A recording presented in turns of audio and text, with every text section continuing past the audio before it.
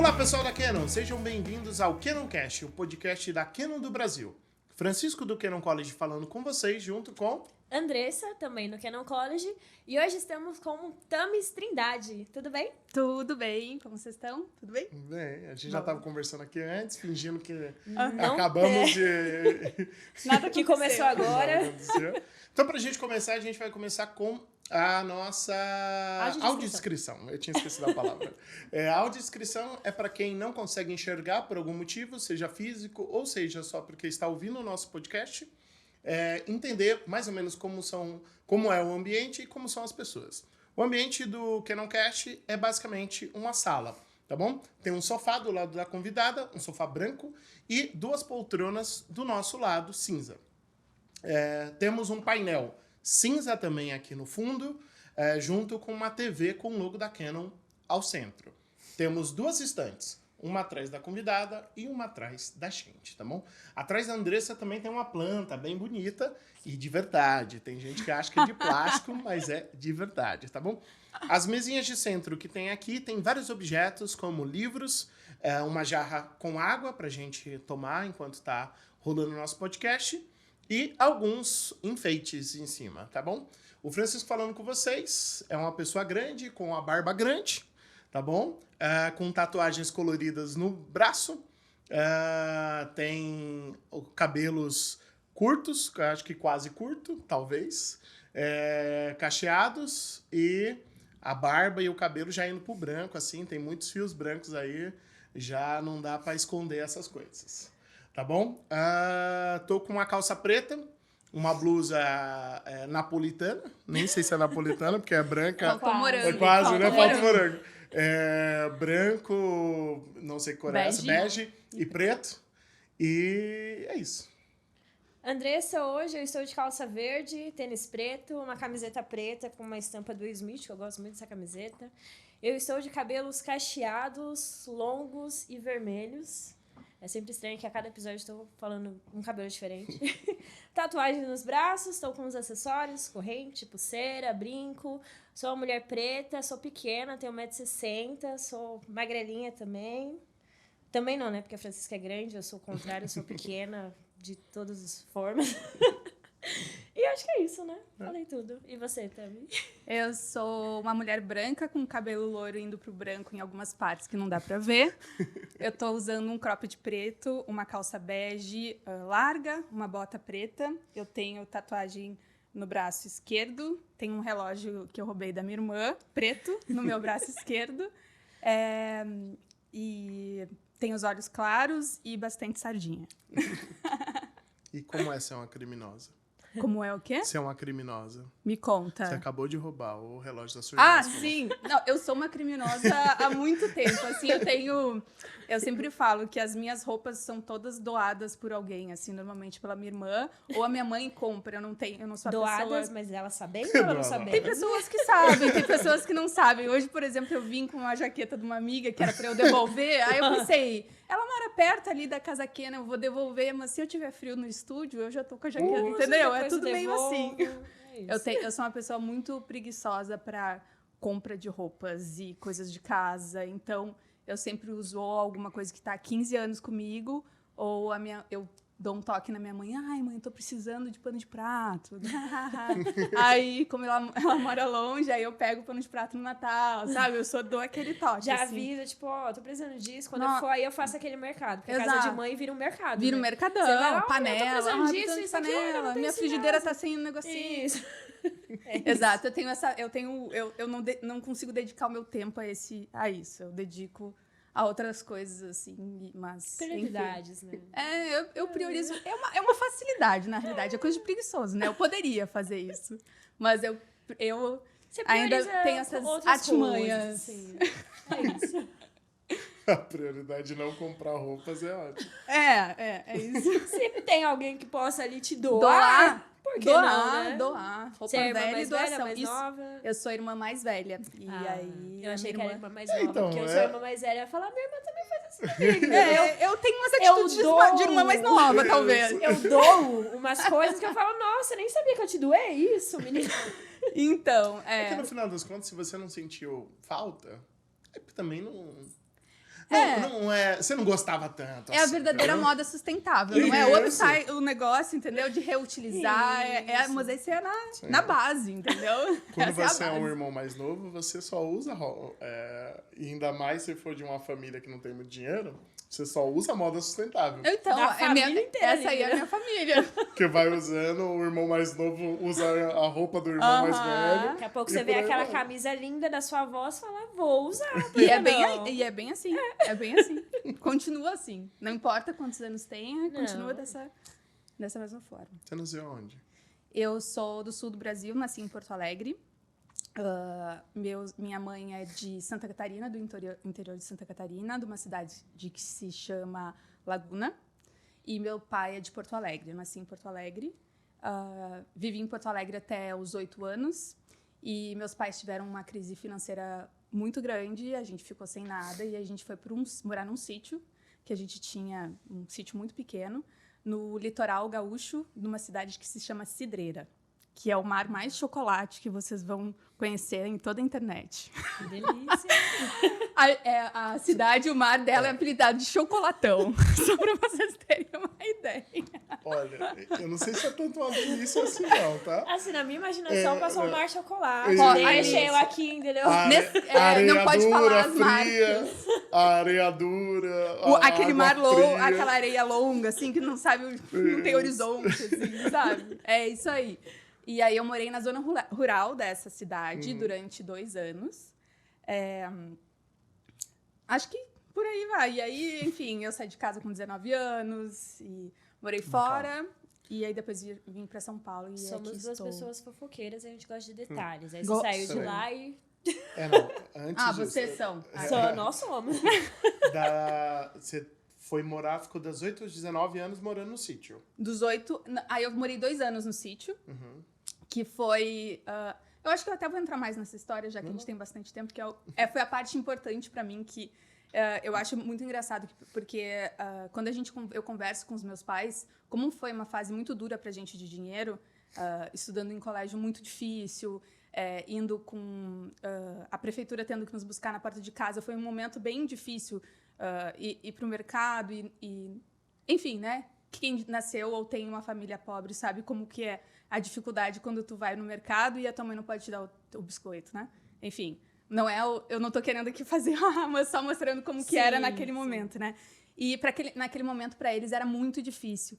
E para mim e para minha irmã, foi um momento que nos conscientizou como pessoa no mundo, assim, né? A gente convivendo com pessoas muito diferentes da gente, sendo pessoas brancas, claras, de olho azul, e tendo na nossa escola pessoas negras, que a gente não tinha, mesmo tendo na família, e na nossa família também, de Porto Alegre, é da periferia, a gente não convivia tanto assim, e com 7, 8 anos, a criança naquele momento está num momento de formação, né? Sim. Então, é um momento que você não constrói o teu caráter também, vai construindo, né?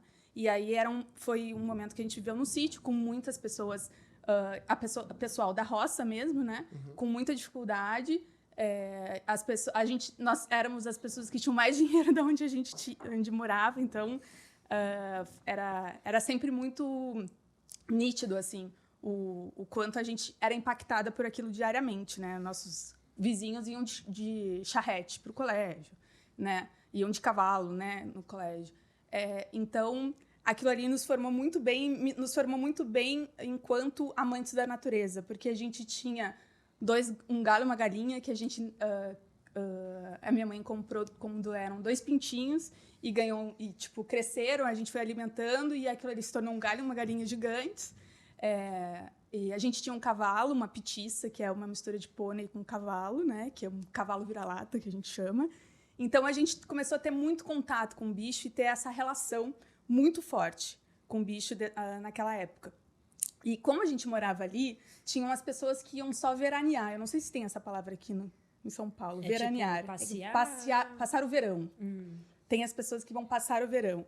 E a gente era nativa daquele lugar, né? A gente passava o inverno, o verão, a casa alagava inteira. Toda. A gente tinha que ir de bota até aqui para poder pegar a perua, enfim. Vocês chamam de perua, a gente chama de Kombi. E nesse meio tempo, eu e a minha irmã e as pessoas, algumas amigos em volta, a gente montou um laboratório, que a gente coletava os bichos que a gente encontrava mortos naquele lugar, pedia para minha mãe potes e botar em álcool, e a gente ia montando na casa de dos nossos amigos um laboratório.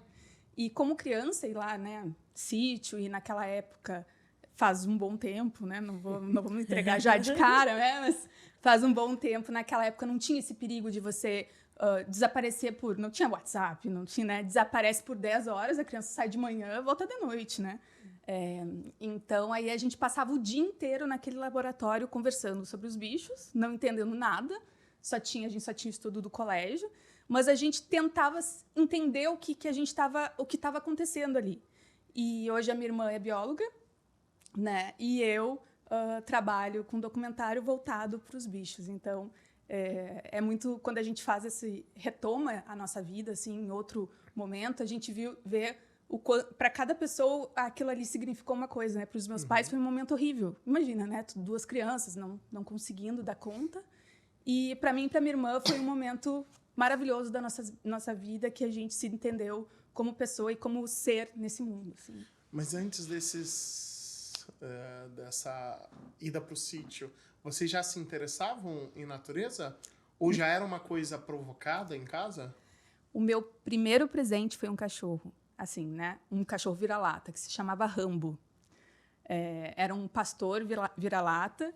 Aí, o meu presente do meu segundo aniversário foi o Paquito, que era um poodle. Naquela época, eu acho que a gente tinha muito negócio de dar cachorro como presente, né? Tinha muito esse negócio. Aí, os pais ficavam loucos com um tio que dava o cachorro de presente. Quem vai cuidar? Não. E aí, teve um aniversário, eu acho que meu aniversário de 7 anos, e eu tenho todas essas fotos, né? E o meu aniversário de 7 anos... eu ganhei um cachorro dentro de uma caixinha de sapato e, tipo, isso foi falado na turma do colégio. Foi a primeira pessoa que ganhou um cachorrinho dentro de uma caixinha de sapato, com fitinha e tal. Então, meus pais, a gente tinha... Outra coisa também que era engraçada é quando eu tinha aquelas feiras de filhotes que davam aqueles peixes naquele saco, sabe? No saquinho. A gente não entendia o que era aquilo, né? Pra gente era incrível. Então, tem até uma foto minha da minha irmã, icônica, assim, da minha casa, que a gente tá um peixe dentro da garrafa de Coca-Cola. Pode falar? Pode. Então... dentro de uma garrafa de Coca-Cola. Cada uma nem entendia sobre religião. Cada uma tá com um terço, assim, rezando pro peixe não morrer. E o peixe, daquele jeito, assim, sabe, se indo, assim. Tinha aqueles peixes que viviam num saco, vai pra uma garrafa de Coca-Cola. Pra onde é que eu vou agora? O peixe ficava, né? Então, a gente... Eu acho que meus pais, sem querer, eles criaram isso na gente. E mais do que isso... mas uma relação ambiental, mais do que esse cuidado com o bicho, mas uma relação do que aquilo ali representa pra gente, né? De responsabilidade, de compaixão, de carinho. Seu pai trabalhava com o quê? Meu pai era engenheiro. É engenheiro. Engenheiro? Civil. E sua mãe? Civil. Minha mãe é enfermeira. E dentro da família não tinha ninguém ligado basicamente à natureza? Não tinha... A minha família... Assim, diretamente, né? Com um biólogo, assim. Não. Se você for pegar, talvez o engenheiro civil, em algum momento, mexa com a natureza, porque vai ter que construir coisa e tudo mais na questões civis. A enfermeira também pode, em algum momento, também. Mas, assim, como biólogo que é claramente ligado à natureza, não tinha ninguém da família. Não. Tipo um tio... Não, a gente não tinha. Minha mãe é da praia, né? Então, ela tinha muito a relação com a praia mesmo, né? Com pesca, né? Meu avô pescava bastante, nos ensinou a pescar muito. Eu pescava, agora não pesco mais, mas eu pescava desde pequenininha. Uma das primeiros presentes que ele me deu foi uma tarrafa. Então, eu sempre fui a criança que gostava do rolê de pesca, desde sempre, porque a gente passava 3 meses do ano na cidade da minha mãe, que é Laguna. E hoje em dia a gente continua indo muito para lá, assim. Tinha ali algum contato com a natureza, mesmo que... Exato. Mais ou menos ali, vou pescar um dia, no outro vou cuidar de um cachorrinho. Eu acho que eles... Foi meio sem querer que eles nos trouxeram essa curiosidade. Eles nos trouxeram muito mais a relação de curiosidade, e a partir daquilo a gente conseguiu se identificar, né? do que realmente impuseram pra gente. Ou, ó, essa é a tua família, mora aqui, esse aqui é o peixe. Eles nem sabiam qual era a espécie, qual era nada, sabe? A gente pescava siri e fazia risoto, sei lá, sabe? Ficava pegando... que vocês foram ali pro sítio, foi o momento que vocês... Exato, esse momento... A partir desse ponto que vocês começaram a realmente ter o fazendo com a natureza. Fazendo análise da vida, eu me entendo que nesse ponto foi o ponto-chave, né? Mas talvez tenham tido alguns outros pontos que eu não me recordo. E quando vocês decidiram ali, vamos fazer um laboratório, claro que naquela época, eu imagino que vocês não sabiam o que estava fazendo, né? Meio que só pegando os animais ali, colecionando, juntando no espaço. Vocês já tinham em mente, quero crescer e trabalhar com isso, quero fazer algo voltado para isso? Não. Ou o que vocês pensaram? Vamos começar a pegar os animais e ver o que vai dar. A gente teve sempre... como a gente tinha cachorro, e naquela época não tinha esse negócio de castração, os nossos cachorros davam 12, 15, né? Era aquela loucura daqueles muitos filhotes. E a gente sempre teve, meus pais sempre nos botaram muita responsabilidade de cuidar dos filhotes. Então, a gente fazia turnos, né? 12 horas, tantas horas. Né? Eu falei 12 horas, mas a gente tinha responsabilidades sobre o que estava acontecendo. A gente entendia o que estava acontecendo, né? Isso, desculpa, vocês tinham quantos anos? Eu tinha 9 e minha irmã 7. Tá. A gente era bem novinha.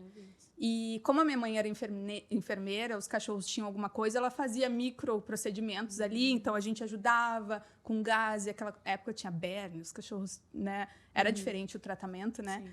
Então a gente sempre estava junto nesse momento, né? Então eu acredito que ali trouxe para mim e para minha irmã algo bem especial de relação mesmo com os bichos, né? Quando eu fiz jornalismo, eu queria fazer veterinária.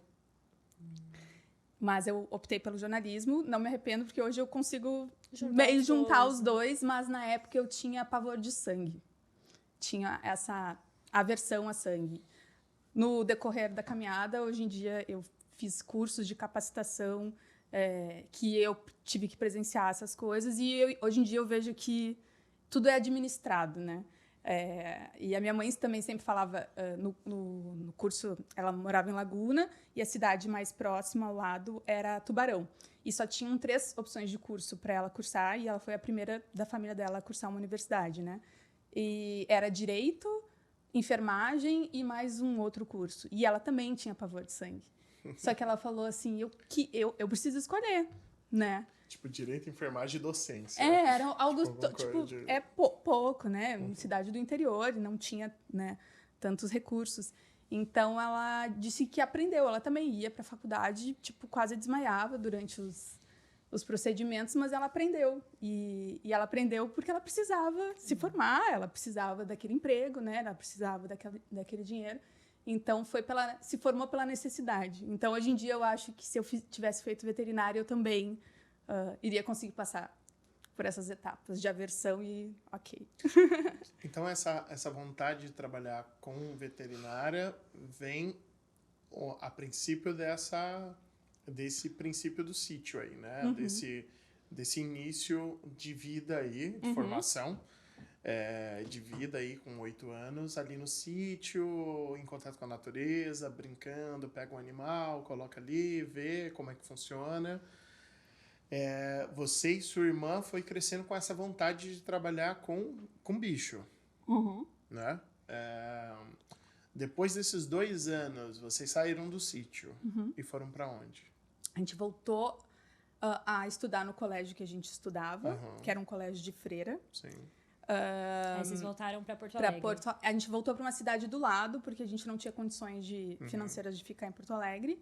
E a gente ficou numa cidade do lado que se chama Águas Claras. Também morava no sítio, também com vários cachorros. Mesma história, só que em outro lugar. Só foi para outro sítio. Exatamente, foi para outro lugar. E aí a gente estudava a 1 hora da cidade, mais ou menos. E a gente ia todos os dias, ir e volta para esse colégio, que foi o primeiro colégio que eu estudei, que se chama Santa Inês, que é um colégio de freira. Legal. E como é crescer num sítio? Porque uma coisa é você ir de final de semana ou passar umas férias no sítio. Outra coisa é você morar num sítio. Porque são dinâmicas muito diferentes. Como é que é crescer num sítio? para mim, foi algo tão importante que hoje eu moro no meio do mato. Eu consegui retomar ao sítio de alguma forma, na minha versão adulta, mas ainda na minha versão curiosa. E eu tenho comedouro de aves, eu fotografo os bichos o tempo inteiro, eu faço a lista dos bichos que eu tô vendo, né? Então, eu tenho uma cartilha disso, faço essa planilho o que eu tô vendo. Hoje é um pouco diferente. Observo muito, filmo comportamentos dos bichos que eu nem sabia que existia. A partir dos comportamentos eu entendo o que está acontecendo. Eu tenho um grande campo o tempo inteiro de estudo hoje em dia, né? Então, eu cresci não terceirizando muito as coisas, né? Eu sempre tive que aprendi a fazer as minhas próprias coisas. Hoje eu gosto muito de mexer com ferramenta, marcenaria. Se tem um fio que está estragado, eu gosto de descobrir como faz e eu fazer, né? Eu gosto...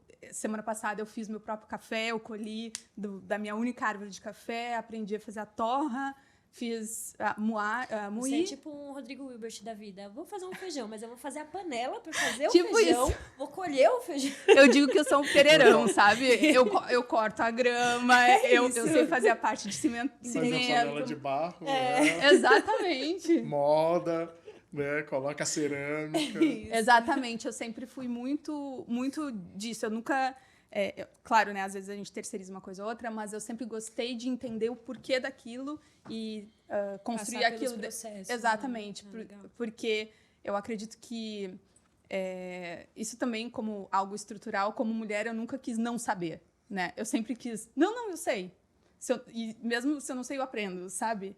Nesse sentido. Então, eu acredito que eu sempre quis saber um pouco de tudo, assim, né? Principalmente dessa parte de morar no sítio e a logística de hoje, onde eu moro, não tem água, né? Eu recebo caminhão-pipa. Então, se falta energia, são dias sem energia, né? A logística para ir no mercado não tem iFood. Então, é diferente. O meu dia a dia é muito diferente e o meu dia a dia se assemelha muito ao meu dia a dia quando eu morava no sítio, que a gente ia uma vez a cada 3 dias no mercado para fazer o rancho, que a gente chamava, para trazer para casa, né? O que muita gente passou na pandemia, né? Também, né? Fazendo a mesma coisa, né? Se isolando. Então, eu vivo isolada. Hoje você mora onde? Eu moro na Serra da Cantareira. Serra da Cantareira, que fica? Que fica a 10 minutos do Jardim Peri, da Zona Norte de São Paulo. Fica na cidade de Mariporã. É a zona rural da cidade de Mariporã, mas a minha casa é mais próxima ao Jardim Peri, Zona Norte de São Paulo, do que da cidade de Mariporã. E então, crescer num sítio, você vive uma vida sem muitas corridas, certo? Porque sem muitas corridas e com muito planejamento, né? Você precisa planejar, porque você vai no supermercado. Tem como você, deu 3 horas da tarde, falar assim, esqueci a manteiga. Entendeu? É farinha com açúcar. Assim, tá com fome de doce, farinha com açúcar, é isso, sabe? Se você não comprar a pizza antes, não pizza tem como é o luxo. Você não consegue pedir a pizza às 7 horas da noite para me entregar lá. Sim. Mas você é do planejamento? Eu sou uma pessoa muito controladora. Tratado na terapia, tipo isso, assim, que a gente tá falando, que eu vou verbalizando, mas eu sou uma pessoa super controladora da minha vida, até porque eu saí de casa super cedo, então eu sempre tive que meio me virar, né? Então, esse controle, ele sempre esteve bem próximo da minha vida e eu tento e faço o exercício de me controlar, mas não controlar muito o ambiente. Esse é um exercício diário, né, de entender as vulnerabilidades, assim, mas eu sou uma pessoa controladora. Mas você ganha essa característica pela questão da vida ou por questão de si mesma? Como assim? Porque, às vezes, isso é de você, entendeu? Independente do que a vida te traga ou te forme, tem coisas que tá dentro da sua personalidade, você é assim, e o ambiente te influenciou de uma certa maneira, para mais ou para menos, mas você é daquele jeito, né? Do mesmo jeito que quem é bastante emotivo pode ser bastante emotivo, independente do que tenha acontecido na vida da pessoa. Às vezes tem pessoas que choram com mais facilidade do que as outras, ou são mais durana do que as outras. Você é controladora porque você é? Acho que de nascimento. De nascimento. Essa é o ponto. E como é que é trabalhar com a natureza? É Porque incrível, porque é o contrário. Então, mas é isso. A vida é tão... dá tantas voltas e é tão massa isso que eu fui me apaixonar pelo assunto que eu menos controlo, né? Eu fui apaixonada sempre pelo assunto que eu menos controlo. Então, para mim, eu não sei nem como explicar como eu consigo cruzar essas duas coisas. Claro, eu cruzo na parte burocrática de uma produção de um filme, né, na produção de um documentário, na pré-produção antes de filmar. Mas no momento que eu estou filmando, eu não tenho e não tento ter esse controle. Quando eu estou documentando alguém, eu não tento ter o controle do horário, o controle da pauta, né? Eu gosto muito de como as coisas se mostram. Eu sou muito facilmente modificada pelo ambiente que eu tô. Então, se a gente está filmando 16 horas num barco, olhando para a mesma onça, esperando acordar, eu aproveito muito esse momento e não tenho nenhuma vontade de controlar o que está acontecendo. Porque eu comecei a observar muito mais e entender um pouco mais das coisas, como as coisas se apresentavam para mim de alguma forma. Então, eu aproveito aquele momento. Tudo que aquele momento pode me oferecer, não só a imagem, mas a escuta, o cheiro daquela imagem, o cheiro daquele momento, né? O que aconteceu naquele momento, estava úmido, choveu. Então, eu tento fazer esses registros mentais, de alguma forma, e muitas vezes eu anoto as coisas que estão acontecendo. Aí tá aí um controle, ó. Pelo menos eu quero controlar a minha lembrança. Mas isso, assim, eu realmente sou bem vulnerável ao que a natureza oferece. Então. Eu falei, antes, para vocês entenderem, antes eu falei aqui que era uma pessoa que filosofava muito. E eles, não. Eu falei, não, eu tô falando, eu vou assim, eu vou sair cheia de questionamentos, todos nós. Sai daqui pra terapia, galera. É assim a minha vida, gente. Eu não durmo tranquila nenhum dia. Tá, e seguindo a história, você ficou 2 anos no sítio, você voltou para, né, mais próximo de Porto Alegre, aí você começou a estudar lá, lá você já fazia faculdade. Aí eu fiz faculdade em Porto Alegre. Aí era faculdade do quê? Jornalismo. Jornalismo, já. Você foi a primeira faculdade que você se interessou? Falou, como que foi essa escolha, assim? Se você já tinha tanto envolvimento com a natureza, por que você escolheu jornalismo? Cara, eu não tinha muita informação por mais que seja capital, aqui em São Paulo as pessoas estão Oi?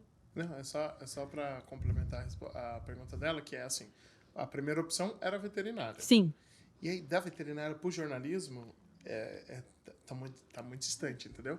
Vamos lá. Do marketing para publicidade, beleza, sabe? Da publicidade para... enfim, você tem várias áreas correlatas ali, né? Da veterinária para o jornalismo, não necessariamente uma área correlata. Então, da onde veio esse jornalismo de novo, que ela perguntou? As coisas eu tento analisar hoje em dia o que se passou para ver se tem alguma correlação. Pode ser que não tenha. É a arte da vida, né? Mas eu sempre fui muito curiosa, sempre gostei muito de escrever, sempre gostei de ler e fui uma criança mentirosa. Eu gostava muito de inventar as histórias. Inventava, tipo, história da carochinha para os meus pais. Era muita história, muita história. Então, nesse laboratório eu inventava as histórias também, da onde vinha o bicho e tudo que tinha acontecido. Então, eu sempre fui muito criativa nesse sentido, de invenção das coisas. Inventava grandes dramas, né? E aí, o jornalismo entrou exatamente para eu poder escrever. Essa era a minha ideia, né? A minha ideia era eu estar na redação. Era a minha ideia quando eu fiz o jornalismo. Eu poder escrever e poder contar histórias. Sua ideia era, tipo, quero cursar algo que vá me levar para um caminho onde eu possa escrever e contar Contar essas minhas exatamente, histórias. contar e aí histórias. você chegou no jornalismo. Aí eu cheguei no jornalismo, Legal. exatamente. Aí você fez a faculdade. Isso, aí eu tranquei a faculdade, fui morar fora. E aí voltei pro Brasil. Morar onde? Eu fui morar na Austrália. E aí eu voltei pro Brasil 4 anos mais ou menos depois. Não, mas pra Austrália já com uma ideia de que lá é um lugar rico em natureza? Não. Ou foi sem querer? Não, eu tava num relacionamento abusivo, totalmente controlada. Entrando, né? Bom, se o assunto é mulher aqui dentro também, a gente passa por umas, né? Mas eu não sabia exatamente o que eu estava fazendo. Eu fui fazer um curso de inglês, essa era ficar 6 meses. Sim, o famoso Acabei ficando. Trabalhei... interessante, tem uma coisa interessante também da Austrália. Eu trabalhei como stable hand, que se chama, que é o pereirão da fazenda, né? A que conserta a cerca, a que doma o cavalo, a que faz a lida da fazenda, né? Eu trabalhei algum tempo também. Legal. Entre outros tantos trabalhos que eu tive, um deles... Como qualquer imigrante no Exato. exterior, né? Que precisa pagar o Exatamente, aluguel. de qualquer forma. Entre todos esses, eu fui stable hand, que foi um trabalho muito legal.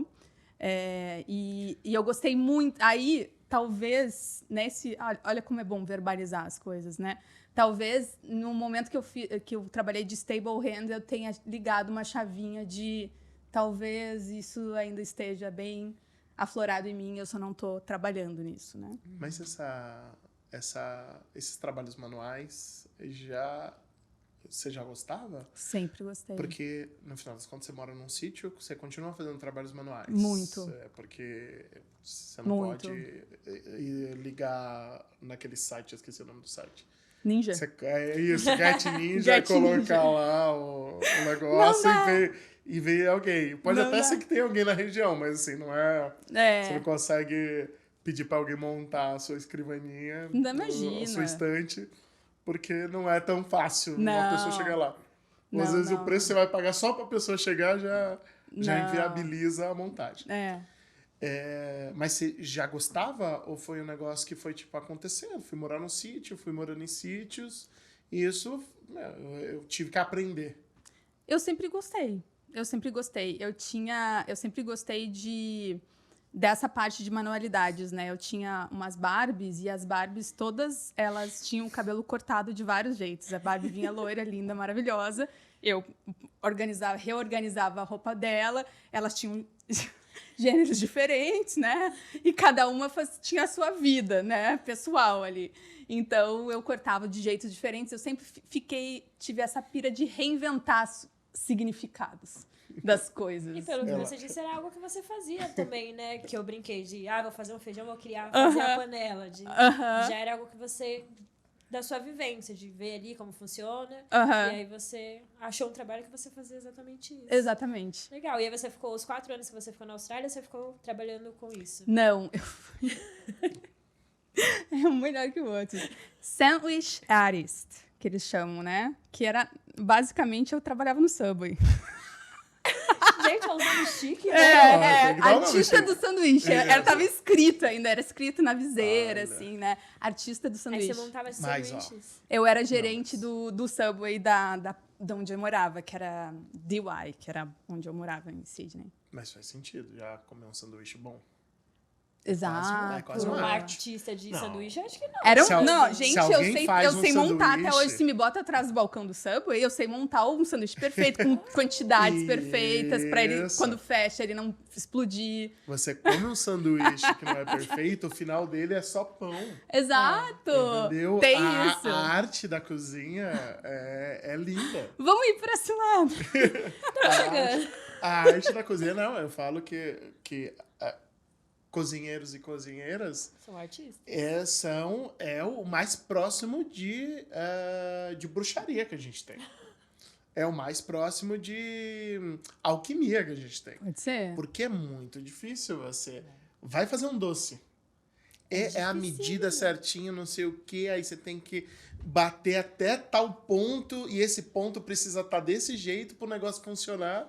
Porque senão, daqui a 3 processos pra frente, não funciona. Bateu uma vez errado ali, a mais já... Isso, e você já bateu... era tudo. Você bateu... Já virou outra textura, Isso, já. você bateu 30 segundos a mais, pronto, você ferrou a receita. Entendeu? É isso. Então, é o mais próximo. Então, realmente, E como o que- artista do sanduíche... E como Eles que estão foi certos. sair do Pereirão do sítio pra criadora de sanduíches? Foi uma fase bem maluca da minha vida, assim, que a gente fala... Eu falo que eu sonhava o sonho de outra pessoa, assim. Não tinha muito a ver comigo, mas, ao mesmo tempo, me fez crescer como pessoa, como mulher, né? E eu tive muitos desafios e tal, de trabalhos. Então, foi muito legal também. Eu sempre me virei também lá. Mas esse assunto... ficou, assim, eu não tenho... não sou muito saudosista em relação a esse período, assim. Foi um período conturbado que hoje em dia passou, foi ótimo pra mim, Pegou aprendi os inglês. ensinamentos, Pra mim, precisava é fazer isso. ali. Hoje é isso, essa Aprendeu parte. mais sobre você? Eu aprendi mais sobre o que eu não quero. Isso. É sempre importante. Isso, A é gente precisa importante. passar por umas coisas É. meio merda, assim, desculpa a palavra, Mas pra gente conseguir aprender e falar... Pra gente saber o que a gente quer, a gente tem que entender o que a gente não quer, né? Exato, o que A então, gente fala isso em curso, quando a gente está falando... É um paralelo, claro, mas a gente fala, quando a gente está falando sobre composição e tudo mais, que é muito importante você entender o que você não gosta. Certo. Então, o ato de... Porque as pessoas sempre estimulam de entender o que você gosta. Mas, assim, você também precisa aprender o que você não gosta. Exatamente. Porque é tão importante quanto você aprender o que você gosta. Então, eu não gosto disso, ou eu não gosto de... existem várias coisas que os processos são livres, que podem existir várias formas de você realizá-los. Então, você entender que tem alguns jeitos de fazer que você não gosta, isso é importante para você. Em qualquer área da sua vida. Exato. Você saber que você não gosta daquilo, ou daquela comida, ou de agir assim, ou que haja assim com você, ou que construir desse jeito você não gosta, então é sempre importante. E entrando ainda nesse assunto que tu tá falando do que não gosta, né? Que nem o erro, né? O erro é muito importante para a construção da nossa linguagem fotográfica, né? Para a construção do nosso trabalho, né? As pessoas têm aversão ao erro, né? Não querem chegar ao erro. Mas para tu chegar em algum lugar, tu vai passar pelo... O erro é o teu caminho, né? O teu caminho é errar. É muito importante errar porque ele te abre outras possibilidades. Que talvez você indo totalmente para a parte certa, você não teria tido aquela oportunidade com aquele erro, né? Então, isso que foi aplicado na minha vida é aplicado também ao meu trabalho, né? Eu tento lidar muito bem com erros, assim. Não sou uma pessoa que lida, porque eu sou meio dura comigo, mas eu tento exercitar, mais uma vez, os erros ali pelo lado bom. Exato. Eu Vai tento sempre trazer um ensinamento. Né? E ver o erro como algo bom também dentro do trabalho, sabe? Às vezes, a ideia não era subexpor, era fotometrado certo, mas a subexposição te trouxe uma linha de luz que ficou tão bonita. Talvez. E talvez eu não tenha pensado na hora, mas ela fez sentido, porque ela trouxe para uma outra camada para o meu trabalho, que talvez uma foto nítida, contrastada, não estaria entregando, né? Então, é isso. Às vezes a gente tem na nossa vida contraste, saturação, às vezes a gente tem difusão. É isso. E no final das contas, você erra muito mais do que acerta. Então, na verdade, o erro é comum. O acerto que é raro. Exato. Eu falo com meu filho, o meu filho tem 7 anos, vai fazer 7. E às vezes ele joga um joguinho e começa a ficar bravo porque ele tá perdendo. Eu falo, o normal é perder, tá? Exato. O normal não é ganhar. O normal é perder e ganhar de vez em quando. É assim que funciona a vida. Você vai perder muito mais no seu joguinho do que ganhar. Exato. Ganhar, você vai ganhar às vezes. Então, o perder é normal. Então, joga para se divertir. Exato. É importante se divertir. Se você vai ganhar ou não, isso talvez não é o mais importante do jogo. O importante é você achar legal o ato de jogar. Exato. Se você ganhar no final, é uma consequência que você talvez não controle muito. Existem muitos outros fatores ali que vai fazer você perder. Então, Exato. erre. Porque, no final das contas, o erro é o normal. O normal é você ficar errando, e de vez em quando você acerta uma coisa ali, ou acerta uma coisa ali. E é interessante isso também, porque eu acredito muito que nesse momento nosso atual, a gente tem a ideia da gente se comparar somente com quem vence, né? Com essa coisa instagramável, essa camada do vencedor, né? E a gente não consegue acessar os erros do vencedor também, então a gente acaba, e eu acredito que a comparação, ela estraga a criatividade assim, no fundo do poço, assim, sabe? É frustrante, sempre, né? Exatamente. Sempre quando eu acho que o meu trabalho... claro, eu tenho meu trabalho comercial, né? Que são as pessoas que compram o meu trabalho ou me pagam o meu cachê para trabalhar com elas, mas tem a minha parte do meu trabalho pessoal também, que eu tento não saturar e contrastar, que é o meu outro tipo de visão sobre aquele mesmo assunto, né? E a gente tem essa mania de se comparar muito a vencedores, né? O que a gente vê, o que está rolando no nosso feed, né? São sempre coisas muito lindas, muito boas, muito fáceis. E o resto, sabe? E tudo o resto, sabe? Eu tenho muito eu entendo muito bem a imagem digital, mas eu tento trazer ela para uma outra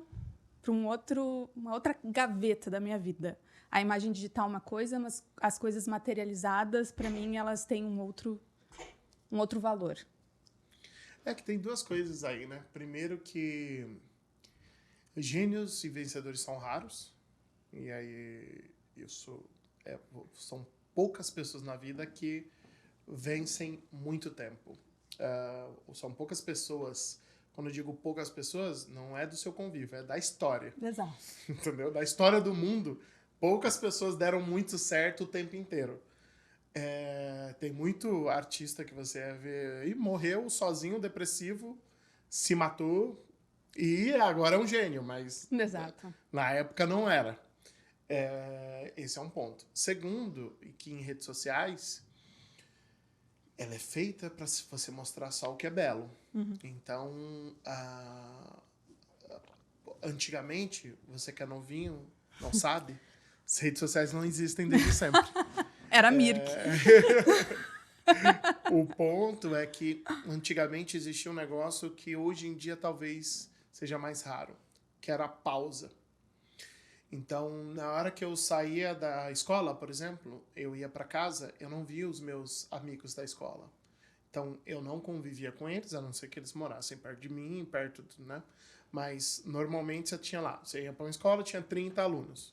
Você voltava para a escola, você voltava para casa, ou final de semana, você não via os outros 30, os outros 29, os outros 25, quem estivesse mais longe de você.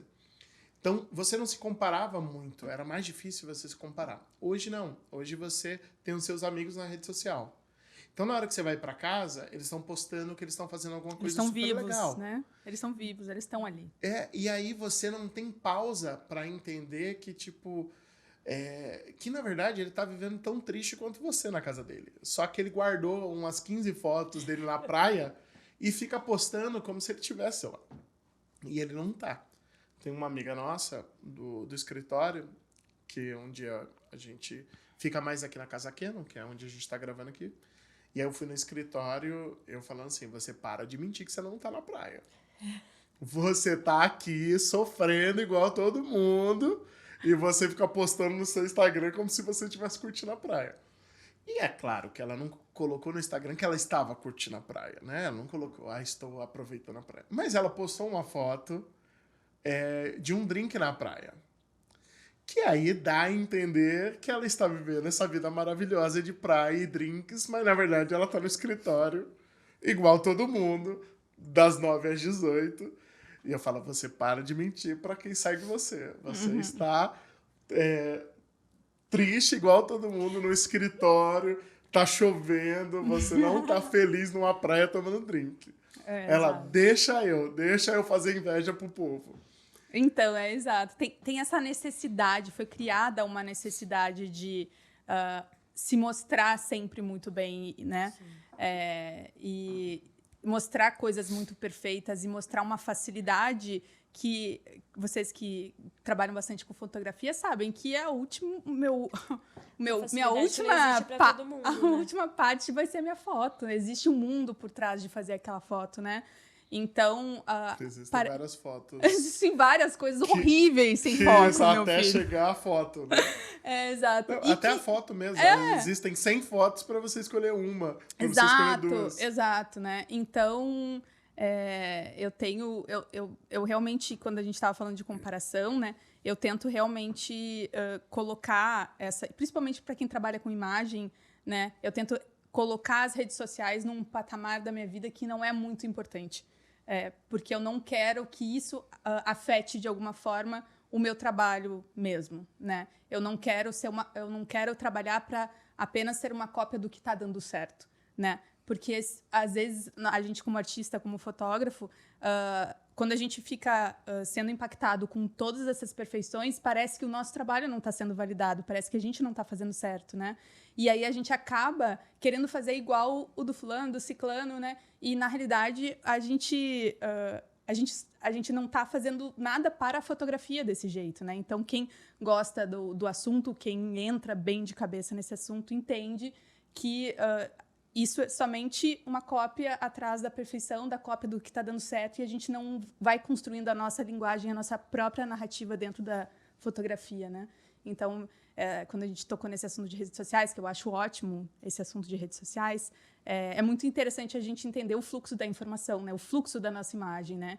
Uma vez que a gente digitaliza a nossa imagem, ela não tem um corpo, né? Ela está sem corpo, vai para qualquer um. Quem que vai ver a minha imagem, né? Como que ela vai chegar naquela pessoa?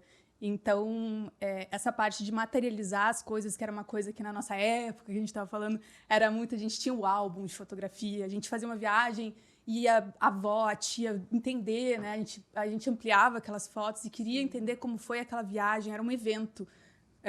Qualquer viagem, aquelas fotos para todo mundo. Exato, né? Era um evento. Então, a nossa relação fotográfica era diferente, né? A gente nasceu numa relação fotográfica impressa e foi indo para a relação fotográfica digital. Sim. Então, como nós somos aqui muitos questionadores, a gente sempre se questiona essa imagem digital, o que, né? E não é o certo e errado, né? Porque a gente analisa muitas coisas, não tem bom, ruim, certo e errado, né? É apenas a gente não apenas receber aquela informação e não analisar e não pensar sobre isso, né? Acho que entra também, antes de você falar, na questão de conhecer os processos que você comentou antes, né? É importante a gente, mas da onde veio, por quê, como funciona? Você entender o processo, te dá uma abertura ali para você entender melhor o significado e entendi por que acontece. Uhum. Acho que é a mesma coisa, um pouquinho. E também tem uma questão de... dependendo de como você consome foto, você era muito direcionado ao sentimento, né? Se você vai no museu, querendo ou não, o seu sentimento está sendo direcionado para consumir uma arte, né? Então, se você vai num passeio que tem um museu, você já está condicionado a um sentimento para consumir aquilo. Se você está vendo um álbum de fotografia, normalmente o sentimento é de alguém está apresentando para você, então você tem um sentimento direcionado sobre como consumir aquilo que você vai ver. Tipo, olha as fotos que a gente fez na viagem, ou as minhas fotos de infância, ou quando você quer recordar, você pega um álbum e começa a recordar, ou pelo menos antigamente era assim, né? Você pegava para recordar uma infância, uma família, ou acabei de te conhecer, você quer me mostrar de onde você veio, você me mostra um álbum. E a rede social, ela tirou esse direcionamento de sentimento que existe, né? Que, de novo, convidei você para ir para um museu, que lá vai ter obras de arte. Você está indo lá, normalmente, já com um sentimento condicionado àquilo que vai te pegar. Você não está passando do nada e entra no museu. Normalmente, você vai lá guiado por alguma coisa. Seja por curiosidade, seja por gostar de conhecer coisas novas, seja até por odiar. né? Tipo, odeio museu, mas alguém tá me levando, seja a escola, a faculdade, alguém que eu tô ficando, alguém que eu namoro. Então, você tá sendo levado com um sentimento. A rede social, não. Porque você pode estar feliz, você está consumindo aquela imagem. Você pode estar triste, consumindo aquela imagem. E não necessariamente você foi preparado para receber aquela imagem. Você não foi ao encontro, né? Ela te encontrou. Ela te encontrou. Então, ela te atinge de uma outra forma do que antigamente era esse consumo de fotografias e tudo mais. No final das contas, a rede social ela ficou muito parecida, lógico, que tem um algoritmo que faz você ficar dentro da sua bolha, mas ela ficou com a agressividade da TV. No quesito de, independente de você quer ou não, eu tô te mostrando esse comercial de carro. Então, se você se interessa por carro ou não, assiste aí, que é isso que você vai ter que ver. A rede social, no final das contas, faz a mesma coisa, porque eu não tô esperando aquela foto, mas a rede social vai esfregar na sua cara aquela foto para você consumir. E, lógico, que tem um algoritmo que vai fazer você ficar cada vez mais afunilado no que você gosta, mas mesmo assim, ele tá te mostrando, você não quer, mas ele tá te mostrando porque é isso, você vai receber aquilo. Então, a relação de imagem mudou bastante. E na rede social tem esse problema, porque normalmente você posta só coisas belas, ou coisas perfeitas, ou coisas... é lógico que tem um fotojornalismo que denuncia isso, mas isso não é a grande maioria. A grande maioria é sempre a pessoa postando num restaurante bacana, numa comida ótima, num lugar ótimo, numa roupa bacana, num puta visual. E às vezes a viagem nem foi tão legal assim, né? A viagem foi uma droga, mas essas 4 fotos vai garantir esse status de que vivi bem esse final de semana, esse ano que na verdade não viveu. Exatamente. Eu até semana passada eu estava conversando com um amigo no telefone. Chamada de telefone, é uma outra Pra quem é novo, pra quem é novinho, não sabe isso daqui, se você encostar na orelha, não é só pra ouvir áudio, você consegue ao vivo falar com a pessoa. Conversar mesmo. E nossa, me perdi agora depois. Você tava no telefone. Foi com esse amigo falando sobre redes sociais, comparação. Exatamente. Aí eu falei pra ele, e ele é um divulgador científico, biólogo e tal, e eu tava falando pra ele, nossa, cara, engraçado que os meus posts que menos dão like ou dão engajamento são as coisas mais verdadeiras minhas, sabe? O que eu mais gosto são as coisas que eu não... que as pessoas não gostam, ou que o meu seguidor não gosta. Porque o meu seguidor foi condicionado... eu falo seguidor de uma forma muito desumana, não é isso, né? Mas as pessoas foram condicionadas a ver imagem de fotografia... que foi? Não, é porque eu sempre tenho... A gente tem que ficar vendo. Olhou bem aquela cadeira ali, meu Deus. Não tem ninguém ali, não. Tudo bem. É que a gente tem que ficar vendo se tá tudo gravando. Tá tudo... Não, tá tudo recado, ó. Isso. Eu garanto essa aqui, ó. Então... Eu sempre vejo, será que parou de funcionar? Não, olha, quantas vezes isso aconteceu na vida. O famoso hack invertido. Na hora que você vai ver... Principalmente... Vamos fazer de novo? Só pra garantir. Eu não quero falar, mas a concorrente eu já várias vezes, porque o hack não dava hack. O botãozinho redondo, desgramado. Velho, várias vezes. Não tantas, a pessoa deu aquele depoimento emocionado. Aí na hora que você fala, beleza, valeu, né? Você apertar REC e começa a contar o número. Você fala, meu Deus. Vamos fazer só mais uma só pra garantir? Só e pra quando garantir. vai, e aí depois não tá contando, depois que tu vai ver, né? Isso. Pelo menos se tu vê no loco, é melhor de tu repetir.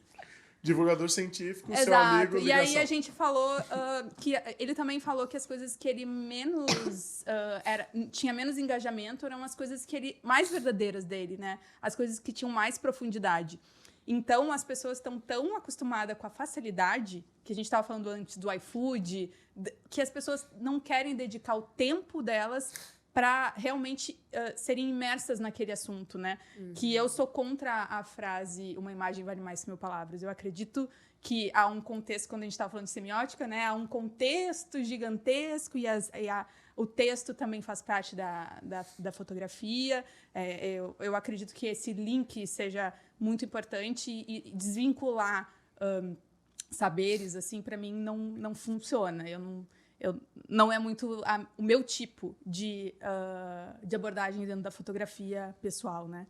Então, é isso. A gente começa a condicionar o nosso trabalho a somente o que as pessoas gostam, porque, às vezes, a gente está num momento de necessidade emocional para ser querido. Como diz a Anitta, todo mundo quer ser amado, né? É isso. No fim das contas, todo mundo quer ser amado e a gente está numa selvageria nesse mundo, assim. A gente está querendo viver. A gente está vivo, é milagre, né? Então, a gente está nessa coisa de querer viver. E quando a gente é amado de alguma forma, né, isso traz dentro da gente algo que nos preenche, talvez preencha num momento que a gente não está muito legal, e aí a gente vai condicionando o nosso trabalho a apenas esse lado emocional e aquele lado de você quer receber antes de dar, né? Você produz pensando em como receber, e não produz isso de uma forma voluntária sua, né? Eu sempre tento pensar também sobre essas coisas e questionar o tempo inteiro dos trabalhos que eu sou impactada. Impactar é muito feio, né? Mas os trabalhos que eu vejo, assim, e dos trabalhos... E do meu próprio trabalho, assim. É interessante porque se a gente não tem esse cuidado quando a gente está ali ou produzindo um trabalho, ou também recebendo, né, sendo impactada por algum trabalho, é isso que você falou, a gente acaba só começa a fazer algo só porque as pessoas vão gostar, né, só pra, tipo, eu quero que eles gostem do que eu vou entregar, e não é algo verdadeiro, você não tá mostrando o que você quer, você tá mostrando o que as pessoas querem receber. E aí você acaba saindo ali, perdendo talvez um pouco da sua essência. Exato. E aí quando você entrega algo que é o realmente que você quer ali, a sua sinceridade no momento, e as pessoas não recebem tão bem quando recebem as outras coisas que é o que as pessoas querem, você fica tipo, eita, o que tá acontecendo? Mas acho que é muito isso de você estar aberto a receber um trabalho, algo que não é só o que você tá ali acostumado a receber todos os dias, o que você gosta de ver, e aprender outras coisas também. E você entra muito na questão de quem você acompanha. Exato. E aí entra já na questão de comparação, né? Tipo, tô comparando com o meu trabalho com o de uma outra pessoa, e são coisas completamente diferentes. A vivência é diferente, da onde a pessoa veio. Exato. O acesso que ela teve é diferente do seu. Exato. Então, essa parte do acesso é uma parte muito... Principalmente na fotografia. Por isso que se torna tão frustrante. Exato. A comparação. Exato. O acesso a coisas na fotografia é algo muito difícil. Muito. O equipamento é um equipamento muito caro. A pessoa que já sai com um apartamento e um carro é uma coisa. A pessoa que tá ali... Teve que batalhar, vender coisas para comprar. Vender um carro para comprar uma lente. Essa Exato. é a realidade, sabe? As pessoas vendem coisas suas para comprar uma lente. Sim. Eu vendi meu carro para comprar uma lente, sabe? Então, as coisas não chegam e não são fáceis. Cada um tem as suas dificuldades, não é minimizar os problemas de cada um, né? Mas cada um tem as suas dificuldades. Quando a gente fala de equipamento, a gente está falando de muito dinheiro, né? A gente não está falando ali de um celular que tu faz em 24 vezes nas Casas Bahia. Para a gente trabalhar com fotografia, a gente tem que ter um investimento. Sim. E é bastante, né? E a gente não consegue, mesmo assim. Então, a gente ainda tem a frustração da gente não ter como fazer aquilo da forma, né? Que as coisas estão acontecendo. Exato. Então, são várias questões, né? E aí, pra quem tá olhando o resultado final daquela foto, às vezes a pessoa... Nossa, só viagem fotográfica, foi tão linda, que fofa. Né? Nossa, só apertar um botão, você fala... Nossa! Se você entender todo o processo antes, sabe? Não é só isso. E quando a gente fala de comparação e referência, eu tento também trazer para o meu trabalho, para as minhas referências, muitas coisas fora do meu nicho. Eu gosto muito de cinema, eu gosto muito de arte contemporânea, eu gosto muito de futebol feminino, Eu gosto muito de esporte, então eu tento trazer outras referências e me inspirar de outras formas, sabe? Sem ser somente no meu nicho. Esses tempos eu estava viajando e um amigo perguntou: você já viu o documentário X? Um documentário de natureza que foi lançado? Eu falei: não. Ele falou: como não? Então, as pessoas inventam necessidades dentro da gente. Eu não quero ver agora, sabe? Para mim não é uma referência agora. Eu gosto de ver quando as séries não estão bombando, porque eu sou uma pessoa muito fácil de, como eu falei no começo, vulnerável para mudar de ideia ali. Então, eu quero estar minimamente crua para receber aquela informação, sabe? Então, eu busco sempre também referências fora da fotografia de natureza para dentro do meu trabalho. Para diminuir essa comparação, porque aí você entende isso como referência e inspiração, e não comparação, né? É isso, acho que trabalhar, não se comparar, mas ter como referência, né? Exato. Então, entra até na questão de ter cuidado com quem a gente acompanha, com quem a gente segue, porque é o que você está consumindo de referência. Exato. Talvez você está consumindo uma referência ali que é tão distante da sua realidade, ou do que você pode ou não, né, fazer, que se torna inviável, aí você entra num, tipo, meu Deus, eu nunca vou conseguir. Sim, Exato. porque é uma pessoa que está muito distante. Exato. Sabe? Pegar referências que são mais próximas da gente, talvez tenha uma vivência ali parecida, sabe? Que frequenta lugares que é possível de você frequentar. Não, sei lá, aquela pessoa que, fui pra Grécia ontem, amanhã estarei em Roma. E você fala, é isso que eu quero acompanhar na minha vida. Exato. Até tu falando isso me lembrou de um outro amigo que eu falei na semana passada também, que ele perguntou, mas qual é a tua referência para documentar pessoas, né? Aí eu falei, o rap. Eu amo rap. Para mim, ele é uma escola de referências de como mostrar realidades que não são as minhas realidades. Não é a minha história, sabe? Então, para mim, eu escuto muito rap e ele traz para mim algo muito próximo do documentário, que talvez eu não faria relação se eu só estivesse tendo referências de documentário para o meu trabalho documental, né? Então, eu tento buscar muito em outras artes, assim, para dentro do meu trabalho, de alguma forma, e alguns trabalhos comerciais que me contratam, eu consigo botar... A gente sempre consegue botar o nosso dedinho de alguma forma, não do jeito que a gente gostaria, mas do nosso dedinho de alguma forma. E para o meu trabalho pessoal, eu sempre busco isso como uma base também para o meu trabalho, de alguma forma. Legal. Quando é que você pegou na câmera a primeira vez? Cara, a primeira vez eu acho que eu era bem criança. O que foi? Pode falar. Vamos fazer a rodada de água? Vamos. Cara, aqui tem 3 pessoas que falam muito. Desculpa, galera. Desculpa não, né? Quem quer ouvir 2 horas é porque gosta Bebam também. uma aguinha também por aí, galera. Se hidratem. Obrigada. Vamos lá de novo na pergunta. Porque assim, você fez... de pegar na câmera, Isso, de pegar na câmera. Porque desde criança você pegava... Tinha alguém com câmera em casa... A gente tinha câmera na época. A gente tinha, sabe, umas câmeras gigantes, assim, que tinha na época. E a gente, um pouquinho antes da gente se mudar para o sítio, o universo já mostrando que a minha família ia entrar na tragédia, a gente foi assaltado e levaram tudo. De 2 carros que a gente ia para o sítio, passar alguns dias. E aquelas 2 carros com criança, então, tipo, presente de Natal, câmera, um monte de coisa, levaram tudo. Então, a gente teve muito pouco tempo de equipamento. Sim. Eu fui pegar na câmera bem assim de novo, quando eu morei fora, que eu tive uma sabechotezinha, depois eu tive uma que era waterproof, né, que era a prova d'água. E como o meu companheiro da época era surfista, eu usava bastante isso. E ele tinha uma câmerazinha de filmar, e eu também filmava ele. Então, eu comecei a me usar também um pouco dele para eu exercitar isso, porque eu já estava no jornalismo, né? Então, no jornalismo, você já tinha tido contato, pelo menos, com a ideia de foto. Já tinha feito muitas cadeiras. Mas antes, não.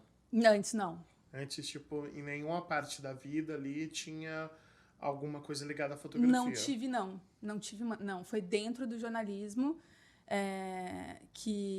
mas que era uma coisa que eu ia trazer também.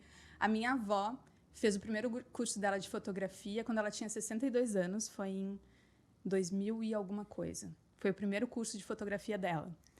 E ela sempre foi uma pessoa que registrou a família inteira o tempo inteiro.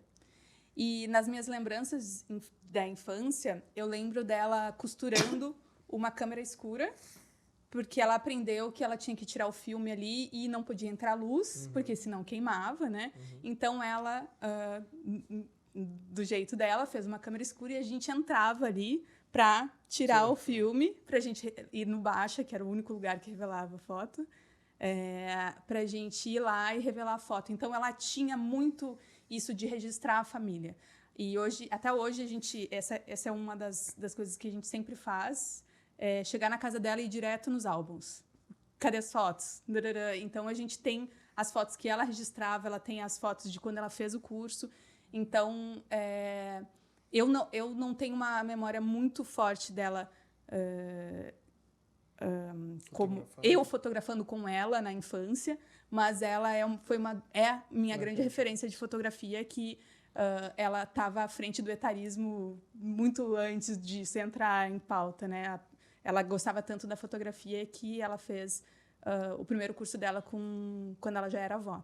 Quando ela fez o primeiro curso, vocês ainda não eram crianças? Crianças. Legal. Era legal. criança. Achei que tinha rolado um incentivo, tipo, vai, Fó. Não.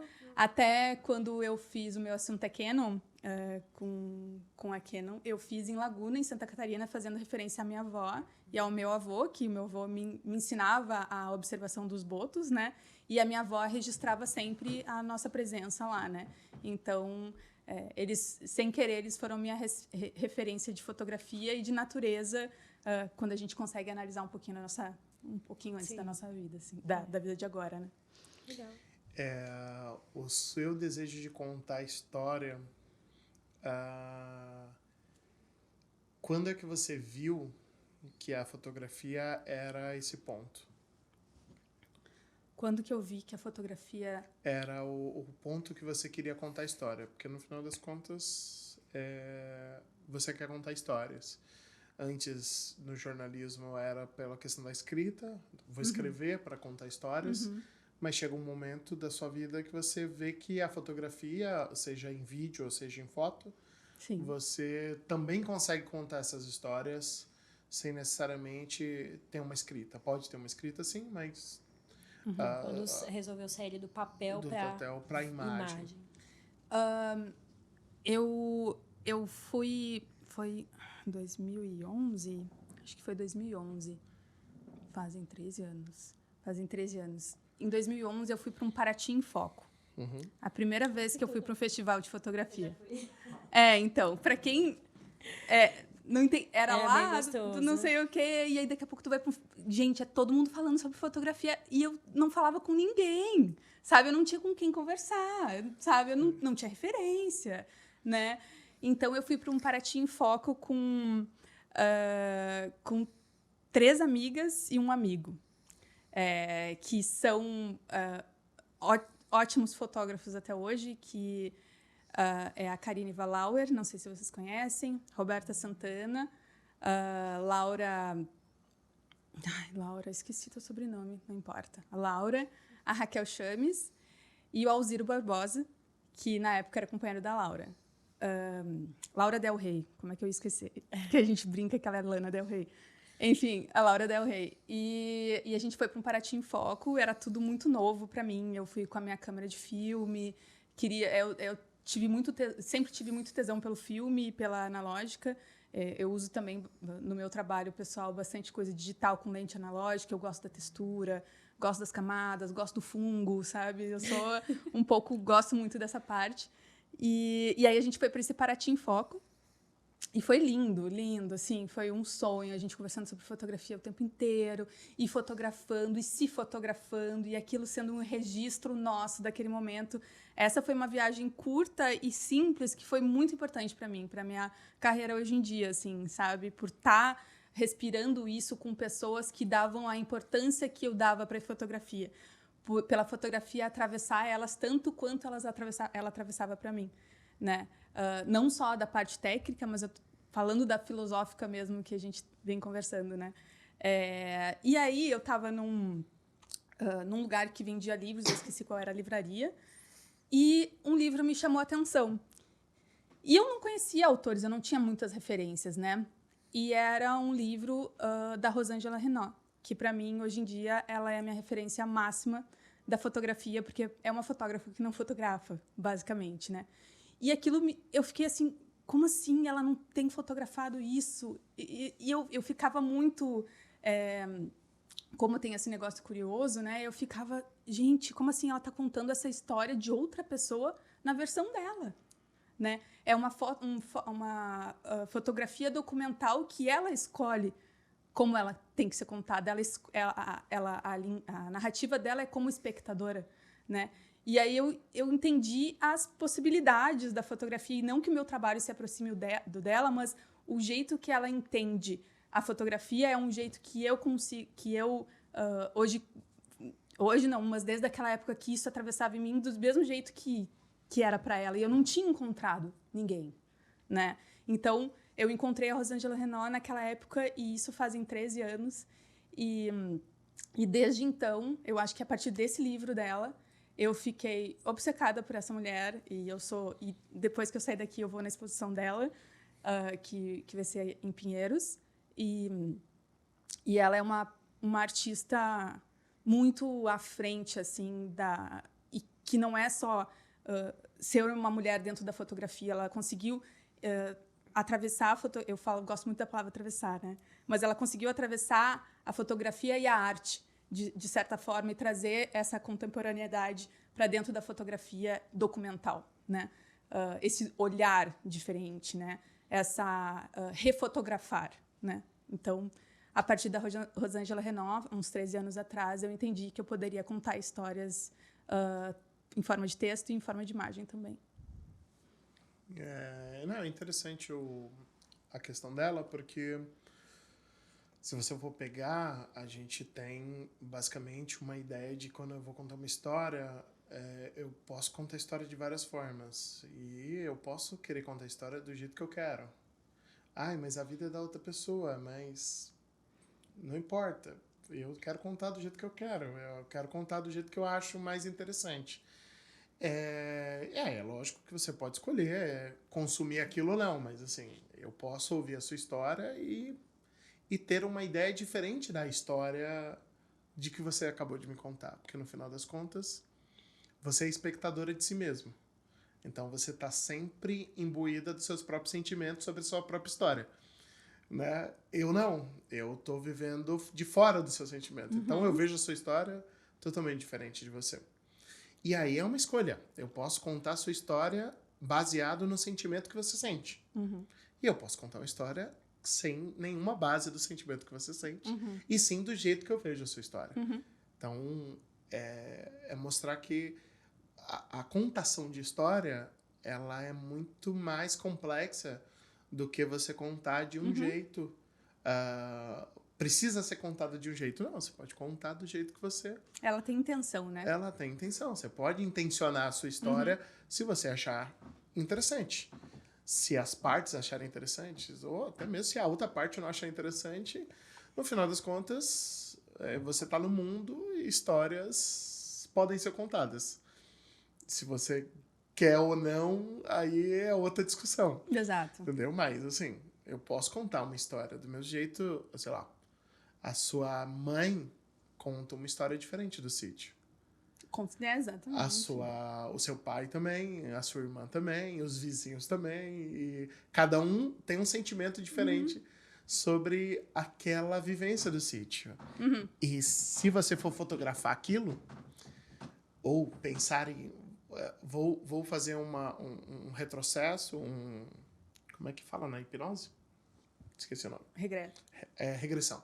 Vou fazer uma regressão e fotografar como foi a minha vida no sítio. Cada um ia fotografar de uma forma diferente, porque cada um tem um sentimento diferente sobre aquilo, né? sobre aquele dia que fomos assaltados.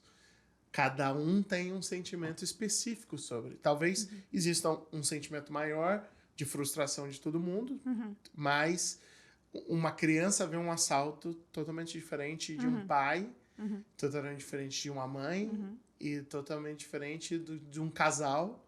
E do próprio assaltante. Do próprio assaltante, entendeu? Então, cada um vai ter a sua versão ali do ocorrido. Do ocorrido e que tá longe da realidade. Porque talvez a realidade seja um fetiche de o que é a realidade, né? Mas cada um tá contando a realidade que sofre. Porque no final das contas você vê a realidade do seu ângulo de visão. Mesmo que se você for empático, né? Se eu me colocar do seu lugar, no final das contas eu tô me colocando no seu lugar da minha perspectiva. Então, mesmo se eu for empático, eu também estou fazendo um exercício de se eu fosse você, com os meus sentimentos, com o que eu acho que você sente. Com as minhas escolhas, com a minha bagagem, com o que eu acredito, né? A gente tem sempre isso. Como a fotografia, a gente tem muitas camadas, né? A gente tem muitas verdades, a gente tem muitos poucos sims e muitos nãos, que nem a gente estava comentando antes, né? Para eu negar alguma coisa, para eu aceitar alguma coisa, eu neguei todas as outras eram outros caminhos, e é isso, a gente tem muitas camadas, muitas versões, e eu acredito que nenhum diretor não tenha nada é imparcial, né? Inclusive no jornalismo, assim, a gente fala, isso é muito, principalmente política, né? E uma fotógrafa também, posso até falar aqui também, já que a gente está falando de referências, né? A Gabriela Biló, para mim, ela é uma ótima e consistente fotógrafa política. E muito foi falado com ela sobre ela ter intenção, né? E ela ter um lado da história, de alguma forma, né? Sim, porque ela fez uma dupla exposição numa exato.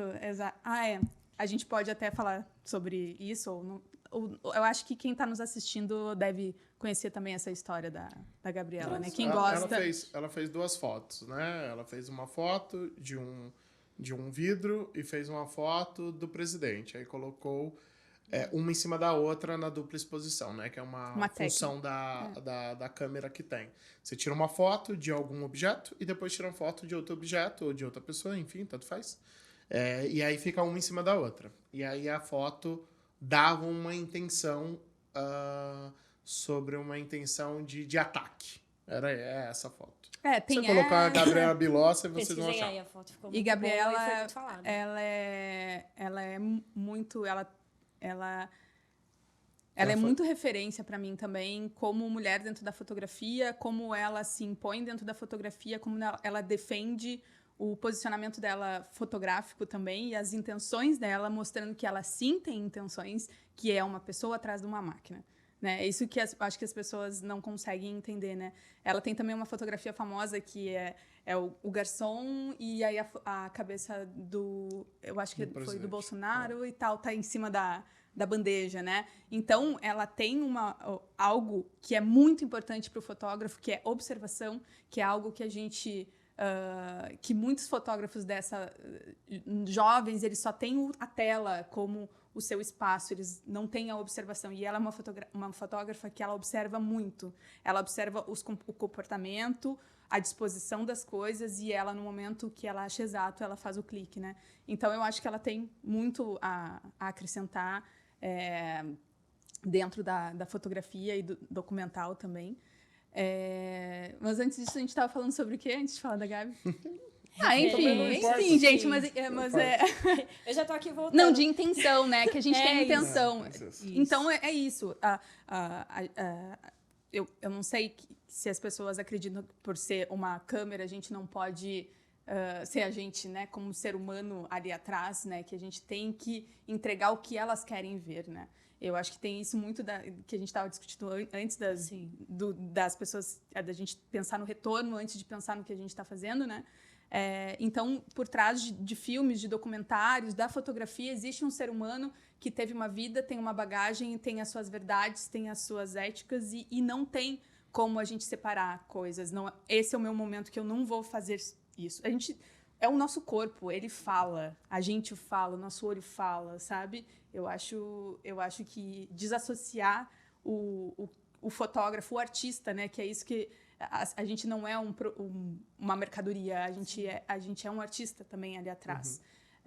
Então, e uma coisa diferente que acontece na arte contemporânea, por exemplo, as pessoas querem conhecer o artista, querem conhecer quem é aquela pessoa. E na fotografia, a gente tem muito a fotografia ser algo tão efêmero que as pessoas nem sabem quem fez, não querem entrar a fundo das intenções, né? Porque elas querem essa facilidade, essa entrega do artista, vendo ele como uma pessoa funcional e não uma pessoa humana ali atrás da câmera, né?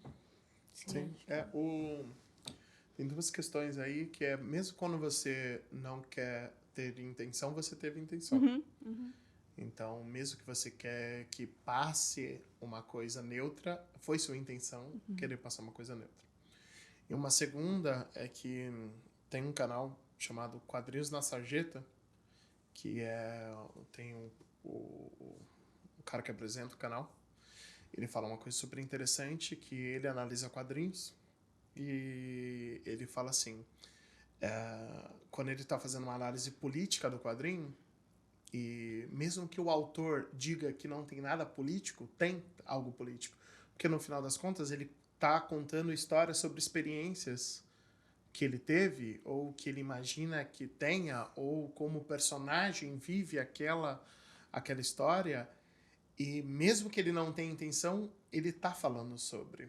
Então, mesmo que você não tenha intenção, toda a sua bagagem fez com que você chegasse naquele resultado.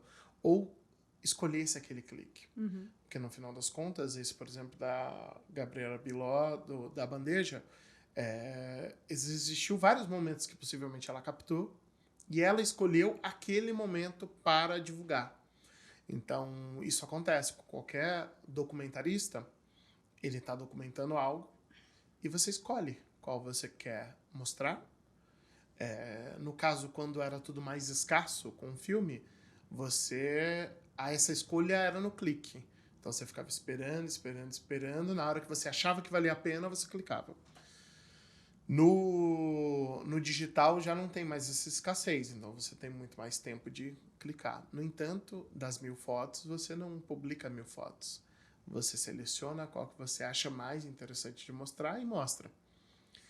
E essa amostra, mesmo que não seja pensada, ela tem uma intenção. Mesmo que você não saiba. Mas existem vários fatores que fez você chegar naquela conclusão. Seja do ambiente que você viveu, da comida que você comeu, da música que você ouve, das relações que você teve. Vai fazer você chegar naquela conclusão de ter escolhido aquilo. Exato. Quer falar? Não, tem. Presta atenção, você falou. Mas você pegou na câmera na Austrália, fez fotos. Fiz vídeos, fotos, foi muito legal. Foi legal. E quando você percebeu que fotografia ia te ajudar a contar a história? Nessa Paraty em Foco. É verdade, verdade. A gente tinha nessa avançado. Viagem, exato. Em 2011. Isso. Foi mais quando você foi para Paraty em Foco, você já estava fazendo jornalismo? Você já tinha terminado, tinha acabado de vir para São Paulo. Chego em São Paulo e eu tinha saído do Sul para eu entender as possibilidades que existiam fora do meu mundinho, que é o Rio Grande do Sul.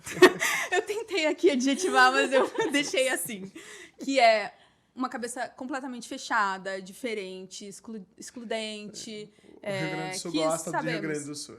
Exato, bairrista. Isso. Exato. Isso eu tento ver isso como uma característica e não ser uma pessoa somente que... eu tô no meu lugar de falar do Rio Grande do Sul. Mas não é só isso, né? Quando você cresce... É uma criação diferente. É tudo muito diferente. É tudo muito podado. É tudo muito diferente. Você não tem... Não é igual a São Paulo, que você pega o transporte público e aí tu tem outros impactos e tu vê outras coisas, né? Eu sempre falo que eu volto para o Rio Grande do Sul porque a minha irmã também eu tenho um sobrinho e eles moram em Santa Catarina. E você vai na praia, é uma praia muito branca, gente. E aí chega em São Paulo, é um choque. E tu fala, gente, como isso ainda acontece? Sabe? Como? É muito... E aí eu consigo entender um pouco por que eu não estou lá há tanto tempo. Porque, para mim, não faz nenhum sentido eu estar no Brasil fora do Brasil, que eu conheço, do Brasil profundo, do Brasil das minhas viagens, sabe? De viagem a trabalho, de ir em comunidades e estar dentro, ser uma mulher branca atrás de uma câmera, mas estar dentro daquilo ali, daquela situação, daquela atmosfera de certa forma, sentindo o cheiro do lugar, que eu falei para você das camadas, né? Estar naquele lugar, preencher aquilo de algum momento, em algum momento, preencher aquele ambiente, fazer parte do ambiente, né? Então, no Sul, eu sempre entro nesse choque, sabe? É um choque. E quando você veio para São Paulo, você veio com quantos anos? Eu tinha acabado de me formar, eu tinha 24. Aí você resolveu vir para cá sozinha? Eu vim acompanhada, continuo acompanhada. E meu companheiro é artista plástico também. E por isso que a gente entra nesses devaneios. São duas pessoas que não param de trabalhar e produzir e ficam o tempo inteiro batendo cabeça. Essa é a nossa... A gente fala assim, a gente pega, sei lá, a palavra sabores. Já era uma noite, entendeu? Exato. Acabou. Isso aí vai... multiplica. A gente tem muito isso de multiplicar problemas. A gente gosta de problemas. Mas do problema artístico, né? Sim. Artisticamente falando, a gente gosta de esmiuçar, a gente gosta de ir numa exposição e ficar a volta inteira do metrô falando sobre isso, entendendo o quanto aquilo é importante e trazendo outras referências. A gente é muito brother de profissional também. De um entender que o outro é muito louco também, sabe? O outro não vai parar de falar sobre isso e vai entrar em muitos buracos. E é isso aí, a gente tá junto porque, cara, a gente precisa que alguém valide a nossa loucura, assim, sabe? E o outro, não, vai lá, sabe? Então, é isso, bem importante. Aí eu vim pra cá, pra São Paulo com ele, estamos aí em São Paulo fazem 10 anos. Não, mas no Paraty...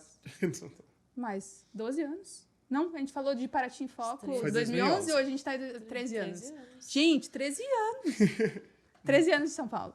Mas no Paraty, a ideia já era trabalhar com fotografia? Ou você foi para se conhecer mais no quesito de gosto de registrar? Mas não é... Foi uma viagem de amigas que gostam de registrar. Foi tipo isso. Mas não era tipo, é isso daqui que eu quero fazer. Não foi nessa intenção. Eu gostava também, eu sempre fui multi. Eu ainda gosto, eu escrevo bastante ainda. Eu filmo, eu fotografo, então eu gosto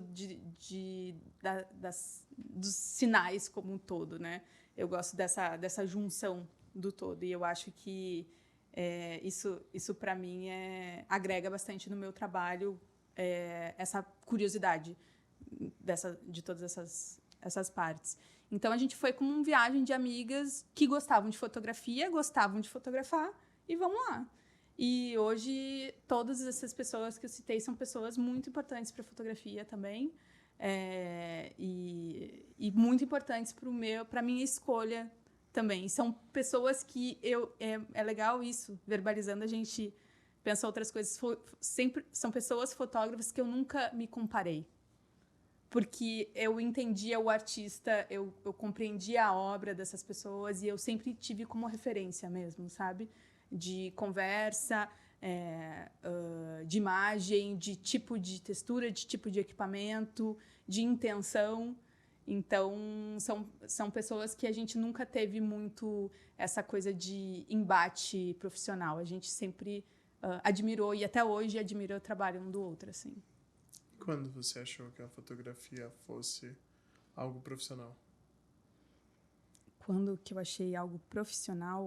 Quando você viu que a fotografia, a filmagem era algo que você ia trabalhar. Quando eu cheguei em São Paulo, um pouquinho depois que eu cheguei, eu tive alguns outros trabalhos, mas depois eu trabalhei com produção de conteúdo pet. Eu entrei sem querendo, numa vaga de produtora de conteúdo do Dr. Pet. Então, a gente fazia programa de TV com bicho, né? E fazia... eu escrevia, roteirizava também, fotografava, ajudava na parte de edição de vídeo e na parte de filmagem. Tinha o Diego que fotografava e filmava, mas eu também estava junto, né? Então, ali eu entendia que esse era um mercado, realmente, né? Que eu poderia fazer mais de uma coisa, e a fotografia e a filmagem também eram um mercado. E aí eu fiquei 4 anos lá com a Lê, e depois eu conheci o Lawrence, e aí depois que eu conheci ele, eu só trabalho com conservação e silvestre. O trabalho com o Dr. Pet foi o seu primeiro trabalho com bicho, comunicação, assim, fotografia, vídeo? Posso dizer que antes eu escrevia porque você já trabalhou com bichos, né? Isso, em Porto Alegre. Isso, em Porto Alegre eu trabalhava bastante com jornalismo cultural, então eu sempre gostei bastante dessa parte de curiosidade, de me interessar pelo assunto e trabalhar aí no jornalismo cultural. Eu fazia matéria sobre fotografia também, sobre música. Mas eu me via muito nessa parte de escrita, né? E aí, depois, aqui em São Paulo, eu entendi que a escrita era escrita, mas não só. Então, eu entendi que eu conseguiria contar histórias de outras formas também. E trazer... E razoavelmente pagar o meu dia a dia. Importante. O Lawrence tá aqui no podcast, né? Tá por aí também. Então, você quer assistir? E tá aí no link. Sim. Tá aí na playlist. É só procurar aí. Como é que tá? Duas irmãs. É um episódio especial, inclusive. Isso. Então tá lá, esse podcast especial Duas Irmãs. Que foi gravado com o Lawrence. Eu sou horrível de nome, me ajuda aqui. Com o Mike. Com o Mike e o Emanuel Prior. Emanuel Prior. Foi rapidinho, o mais curto episódio deles, porque eles vieram pra falar sobre o documentário que a gente tava... que a gente... Né, ainda tá rolando. Né? Enfim, mas assistam lá. Daqui uns anos aí teremos documentário. E você... você gosta de captar a realidade, né? Lógico que conta na história do jeito que você acha mais interessante. Mas... isso sempre foi sua vontade? Nessa sua construção de vida? Ou você acha que em algum momento você... vou trabalhar com publicidade? Não, publicidade. Eu pego umas publicidades quando precisa, assim. Mas eu evito. Publicidade eu não gostaria, assim. Nunca foi muito na minha cara. Qual é o assim. trabalho que você mais gosta, assim, de fazer? Tem algo que... O que eu mais gosto? De me enfiar no Pantanal e ficar 16 dias, 20 dias, assim, acordando às 3 da manhã e dormindo à meia-noite. Para mim, são dias de muito aprendizado, não só se tratando de documentar e câmera, mas aprendizado de como as coisas acontecem na natureza. Sabe? Como as coisas a gente não tem controle, como as cores são diferentes, que a gente não consegue propor, que a gente humaniza também, inclusive, os bichos para a gente poder documentar, a gente cria personagens, né? A gente cria a que briga, a que é a rainha, né? Porque a gente fez isso, também, exato, né? A gente...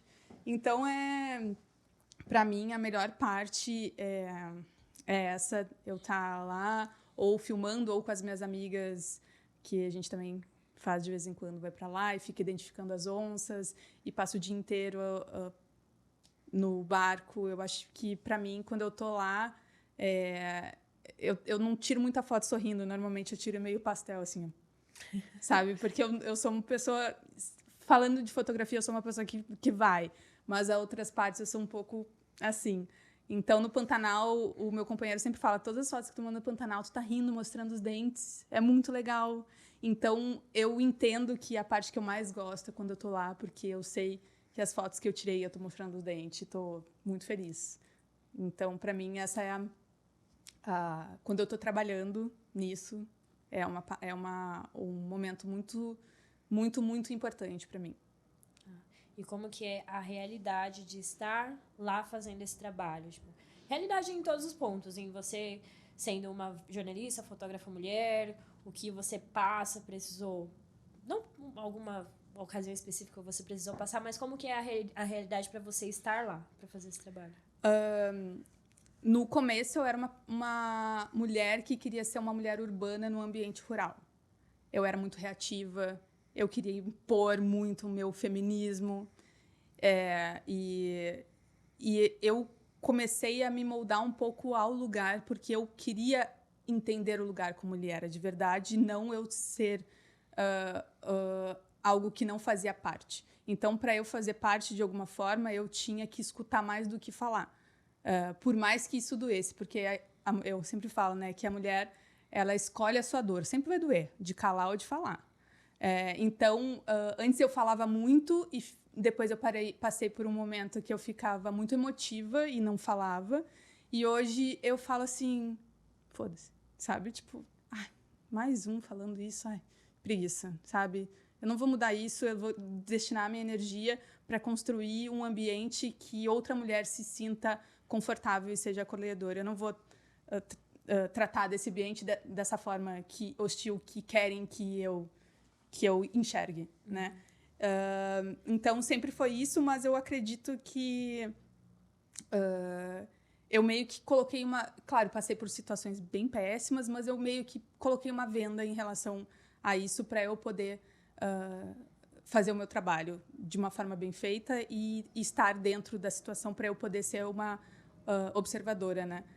Do lugar e não só uma pessoa uma mulher urbana dentro do ambiente rural, mas... enfim, isso. E no dia a dia, na prática, você acorda às 3 da manhã, toma um café muito rápido, organiza as coisas. Quando eu estou trabalhando com o Laura, ele já está falando às 3 da manhã. E amo o Laura, tá, gente? Amo. A gente é muito amigo. E aí a gente já carrega o barco, come um bolo, organiza as coisas para a gente passar o dia inteiro no Rio, confere equipamento, confere se tem bateria, se tem cabo, tudo pode acontecer.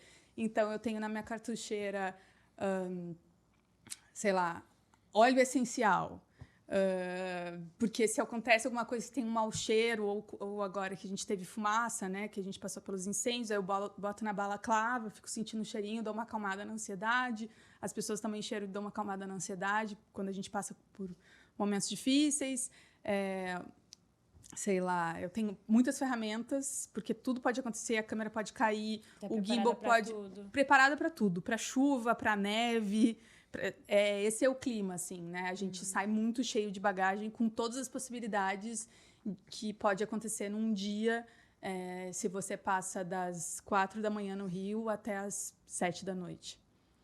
Então, é isso. E aí, a gente trabalha com muito calor, muito, muito, muito mesmo, seco. E aí, às vezes, quando dá chuva, é chuva no barco, chuva nos equipamentos. Então, a gente tem que ter preparado para não chover nos equipamentos, não é se chover, não chover nos equipamentos, preparado sempre com comida, o suficiente para todo mundo, sempre pensar no outro, né, no teu colega de trabalho, e um pensar no outro como é mergulhador, um olha o equipamento do outro, né, e esse é o que a gente sempre tem que fazer quando a gente está trabalhando também, entender, levou a bateria do não sei o quê, e não sei, né? Um pergunta para o outro, faz essa checklist completa, porque a gente sempre precisa do outro. Mesmo a gente trabalhando em núcleos diferentes, a gente precisa do outro para a gente... Ser uma equipe, né? Porque o nosso objetivo é o mesmo, né? Legal. E nesse meio, você sente que hoje, pela forma que você fala, você tá numa equipe muito boa, trabalhando com pessoas legais, que você se dá bem, mas você já se sentiu, sei lá, atravessada de alguma forma, em algum momento? E, sei lá, pensa que se você fosse dar uma dica para alguém que quer entrar nessa área para trabalhar, assim, o que você falaria? O que eu falaria? Eu acho que eu falaria que a gente tem muita... Que é uma coisa que eu também prezo, é muita responsabilidade pelo que a gente está fazendo e retratando. Não importa se é uma pessoa, se é um bicho, a gente tem que ter responsabilidade pelo nosso personagem, de alguma forma. Então, todas as nossas atitudes, até o filme final, foram decorrentes das nossas responsabilidades ou irresponsabilidades em relação a isso, né? Então, o jeito que você se porta, o jeito que você fala... eu sempre, no meu começo, eu sempre era uma pessoa um pouco mais masculinizada. Eu já sou uma pessoa mais assim, uma mulher mais assim, mas eu era um pouco mais, porque a gente, como mulher, a gente tem que tenta passar bloqueios, né, para não entrar em camadas nossas que a gente não quer ser tocada, né? Então, hoje em dia, como eu conheço a maior parte das pessoas que eu trabalho, eu não preciso mais desses bloqueios. Então, eu lembro que esses tempos eu fui trabalhar com um amigo meu, ele falou: nossa, Tami, tu é carinhosa? Não sabia que tu era assim, carinhosa, porque eu era a pessoa que falava: e aí, meu, beleza, bora lá. E porque eu me sentia frágil se eu era quem eu era. Tem espaços, a gente sabe que o machismo ele tá presente em todos os lugares, né? Nós que somos mulheres, a gente consegue reparar isso em N situações. E tem lugares que a gente precisa se impor mais, né? Talvez tanto a postura, a forma de falar, porque a gente sabe que as pessoas passam por cima. Nesse meio você sente muito isso? Ou, pelo que você falou, você foi quebrando essas barreiras porque hoje você conhece, né? Você passou um tempo com essas pessoas e conheceu todos eles. Mas assim como em todas as áreas, todas as outras áreas, acho que em algum momento precisa dessa... Eu sinto que eu sempre tenho que relembrar, de alguma forma, em algum momento, eu tenho que relembrar quem sou eu ali dentro, de uma equipe ou de um trabalho que eu vá fazer em outro lugar. Eu sempre tento mostrar quem sou eu de outras formas. Às vezes a gente dá muita margem, mas às vezes a gente tem que voltar com a rédea, assim, né? Então, eu sempre tento fazer esse movimento de retomar, ou quando não foi comigo alguma coisa, isso não foi legal. Eu sou uma pessoa muito sincera. Apesar de ter sido uma criança mentirosa, hoje em dia, eu sou uma pessoa sincera demais. Então, às vezes, eu até me complico um pouco por falar coisas que eu tô vendo e não aceitar, e chegar na pessoa e falar: isso não foi legal. Então, hoje em dia, eu tenho muito isso. Tenho essa distância, assim, da criança mentirosa, e hoje eu sou a pessoa que é muito correta em relação a isso. Então, eu sempre retomo de alguma forma, porque é muito fácil para um homem que nasceu nesse machismo estrutural retomar e dar muitos passos para trás. Sim. Porque para ele é muito fácil estar nessa situação de conforto, de poder falar para o outro e o tempo inteiro coisas que, se tivesse com uma mulher, não falaria. Então, muitos voltam depois que tomam essas puxadas de orelha. Naquele momento, é ali que eu tenho que ficar ok, mas quando eu tô com meus amigos, eu continuo mesmo babaca. É isso, sabe? É aquela esquecida boa. Exato. Né? Não, cara. Você quer mudar, você tem que mudar os teus amigos, não é somente no teu ambiente de trabalho, né? Então, é isso. Eu sinto que eu tenho que sempre retomar coisas, assim, assuntos que, para mim e para as pessoas que a gente seleciona no nosso convívio, já não são mais assuntos em pauta, né? E assuntos que geram desconforto. Mas quando eu sinto que a situação é desconfortável, eu falo e sou bem ouvida até agora. Legal. Importante. A gente, às vezes, tenta se afastar do desconforto, mas desconforto talvez a gente fala assim, eu não quero que fique desconfortável, mas, gente, a vida é essa. Às vezes precisa, né? Exato. Ou, às vezes, é assim que funciona a vida, né? É desconforto o tempo inteiro. Exato. Você acorda com fome, você já acorda desconfortável, entendeu? Para você se tornar confortável, é um trabalho muito grande para você se confortar, né? Então, às vezes tem que ter essa atitude de causar o desconforto para que aquela situação de desconforto passe em algum momento, né? Sim. Então, é interessante pensar que você tem, no caso vocês, eu não estou em outro lugar de fala, mas pensar que tem vários jeitos, ou precisa se provar em algumas questões que não precisaria, e muitas vezes você tem que gerar um desconforto para que as pessoas entendam o quanto aquilo é desconfortável. Porque nem sempre você sabe que o outro está passando fome, até que ele diga que está passando fome, né? Tô usando um paralelo para não entrar no lugar de fala de ninguém. Mas você fala que tá com fome, e aí a pessoa, nossa, você tá com fome. Aí eu não percebi que você tava com sede. E às vezes a pessoa tem que falar para que cause desconforto em você e a pessoa entenda. Né? Aí basta o outro, ou você tem que ser hábil o suficiente para perceber que o outro está desconfortável e que aquilo não é bacana causar aquele desconforto. A gente não deveria estar ter que provar o tempo inteiro. Exatamente. Tem até uma frase do Mia Couto, que é um autor que eu leio também todas as obras, adoro ele, porque ele é escritor e biólogo, né? Então, para mim, ele é uma fusão muito massa, assim, como referência. E ele fala, tem um livro dele que ele fala a melhor forma de fugir é ficar parado, né? Então é isso, a melhor forma do cara continuar, não entrar nessas pautas é continuar confortável, né? Essa é a realidade. Quando ele sai disso, ele tá saindo de um ambiente que para ele estava resolvido, né? Estava resolvido dentro das certezas dele, né? Então, quando ele sai daquilo ali, é um momento de fuga, é um momento que ele perde o controle, né? É um momento que ele se liberta e não consegue lidar com a liberdade dele, pensar na liberdade do outro, né? Da outra. Então, é isso, é realmente isso, ter que se provar o tempo inteiro, e ter que se provar, não é assim se provar, é se provar duplamente, triplamente, que você não só é uma boa profissional, mas que você é forte, que você aguenta, porque é isso, mesmo assim a gente tem que provar coisas de força o tempo inteiro, assim, né? Eu acho, até foi uma parte que a gente não entrou, mas eu entrei no futebol exatamente com essa intenção de me provar para os meus colegas. Com 9 anos eu comecei a jogar bola, me provar que eu era tão forte quanto o meu colega menino. E assim eu entrei no futebol.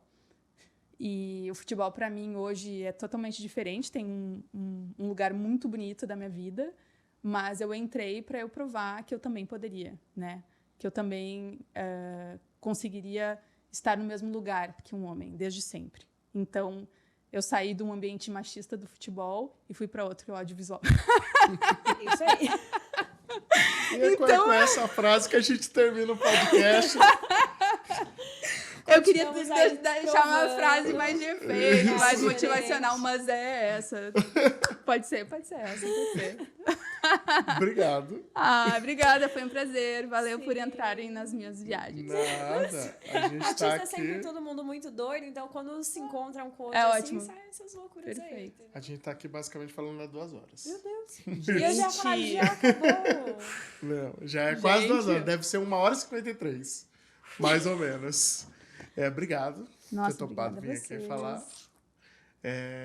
Siga as redes sociais, qual que é? Atamis, @Atamis, no Instagram, e às vezes eu consigo acompanhar, às vezes não. Mas se quiserem conversar mais, entrarem nesses assuntos muito loucos, eu sempre estou muito aberta a entrar em assuntos loucos e conversas. Então, quero conhecer também. Pode me chamar. Quero conhecer também o trabalho e a forma, as intenções de quem me segue. Muito bom. Lá tem fotos tem e dá para os links para ver o que você já fez, tem algumas coisas sim, Preciso fazer um update, dar uma atualizada, mas tem algumas coisas sim. Lá. Site também. Site, não tenho site. Não tem o site com todos os trabalhos que você faz? Cara, não tenho site, os negócios foram tão indo assim, vocês viram aí um pouquinho, as coisas foram tão indo assim que eu não tenho, mas essa é uma das coisas que eu tenho que fazer também. Eu tenho um Reel, mas eu não tenho site. É isso, gente. Quem quiser acompanhar aí no Instagram, acompanha ela no Instagram, acompanha a Canon BR também, para você ver todos os conteúdos que a Canon posta lá, que o Canon College também posta lá. Veja os nossos cursos de fotografia, vídeo. É só entrar na loja.canon.com.br e veja os nossos cursos, são todos bem acessíveis, tá? Fica entre R$80 e R$120, se eu não me engano. Cada curso, então vocês vão ver cada curso muito legal para você aí entrar no mundo do audiovisual. Não esquece de curtir, comentar e compartilhar esse vídeo. Muito obrigado. Obrigada, gente. Valeu.